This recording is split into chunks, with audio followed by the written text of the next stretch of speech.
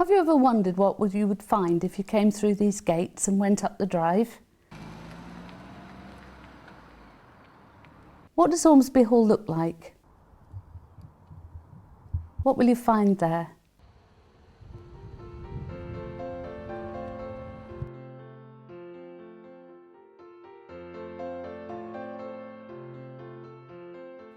Why don't you come and have a look?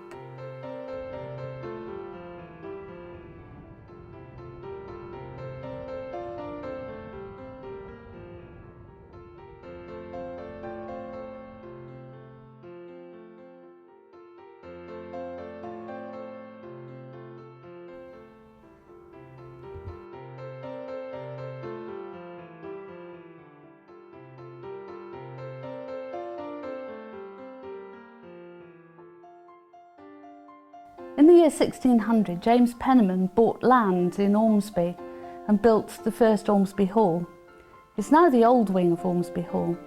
And then, in the 1740s, another James Penniman inherited the hall, and he and his wife Dorothy decided to build a new house for themselves and their family.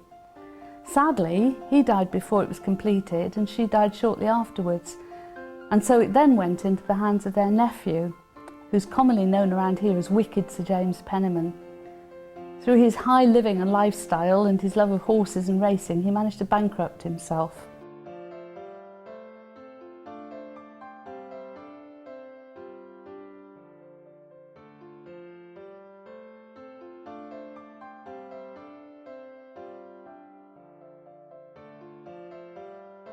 Colonel James Beaumont Worsley Penniman was the last owner of Ormesby Hall, and he died in 1961. His widow, Ruth Penniman, went on to live here until 1983 when she died.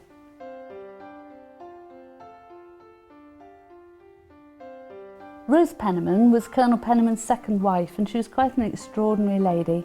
She was very artistic and creative, and she loved theatre and put on huge theatre productions here at Ormesby Hall and organised local drama activities. If you come to Ormesby Hall, you can see some of the theatre costumes that they used and see posters which Ruth Penniman herself designed.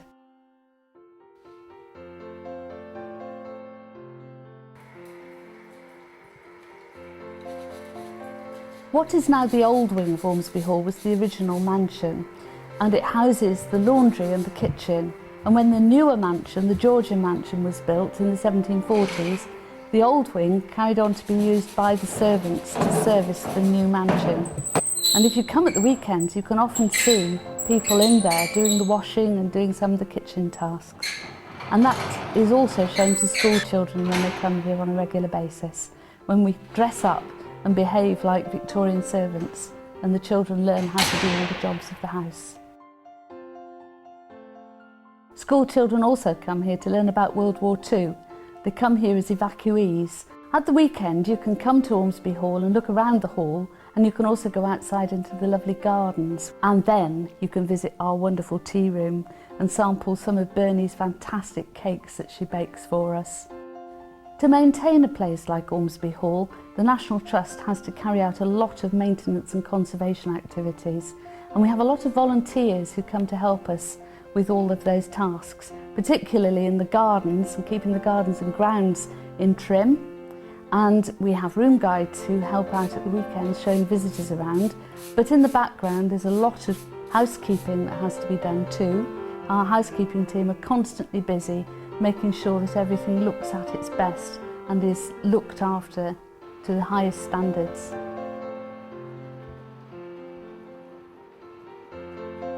A large model railway layout was put into one of the rooms here, and now we have 3 permanent model railway layouts and a model railway club who come to look after them. The Corfe Castle layout is absolutely extraordinary. It took Ron Rising 35 years to put it together. He died in 2006, so you can work out that it's actually a microcosm of life back in the 1950s and 60s. And it's very, very detailed, and it runs every weekend.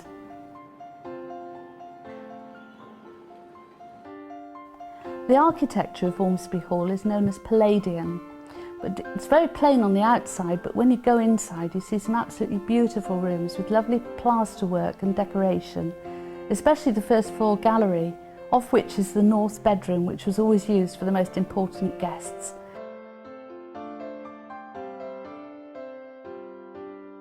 One claim to fame that Ormesby Hall has is that Neville Chamberlain stayed here in 1937 when he came to address a rally out on the parkland. Another feature of Ormesby's 18th century parkland is the stable block, which was built by wicked Sir James Penniman to house his horses. It's a palace for horses. It's now the home of Cleveland Police Mounted Section. This is only a taste of what goes on at Ormesby Hall, so why don't you come along and find out and enjoy your visit your way?